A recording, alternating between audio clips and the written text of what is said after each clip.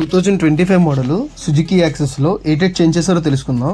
ఫస్ట్గా వచ్చేసరికి Suzuki logo కిందనే చిన్న ఎల్ఈడి ల్యాంప్ని అయితే ప్రొవైడ్ చేశారు.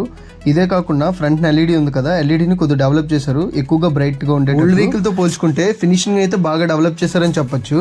మనకి నెక్స్ట్ ఇక్కడ ఫ్రంట్ స్పీడోమీటర్ ఉంది కదా, స్పీడోమీటర్ అయితే అనలాగ్ ఇచ్చారు. అనలాగ్ తో పాటు సైడ్ లైట్స్ కూడా ప్రొవైడ్ చేశారు. ఇవే కాకుండా వేరే మోడల్స్ లో డిజిటల్ మీటర్ కూడా ప్రొవైడ్ చేశారు. ఇవే కాకుండా ఇక్కడ చూస్తున్నారు కదా, ఛార్జింగ్ పోర్ట్ ని ప్రొవైడ్ చేశారు. ఇక్కడైతే ముందు మోడల్లో ఒక సైడ్ మాత్రమే ఫోన్ పెట్టుకోవడానికి ఉండేది. ఇప్పుడు 2025 మోడల్లో రెండు సైడ్స్ ఫోన్స్ పెట్టుకునేటట్టు స్పేస్ ని అయితే ప్రొవైడ్ చేశారు.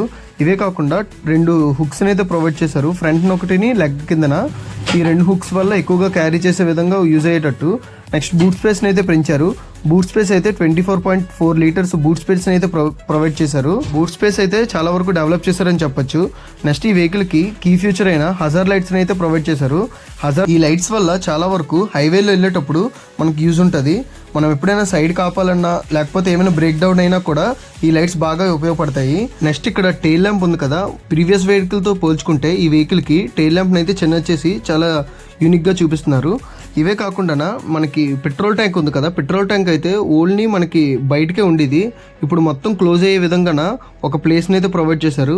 ఇవన్నీ కలిపి 2025 మోడల్ సుజుకి యాక్సెస్లో చేంజ్ చేసినవి. నెక్స్ట్ దీంట్లో ఆర్పిఎం కూడా తగ్గించారు, 5500 ఆర్పిఎం నుండి 5000 ఆర్పిఎం వరకు తగ్గించారు. ఇవైతే 2025 మోడల్ యాక్సెస్లో చేంజ్ చేశారు.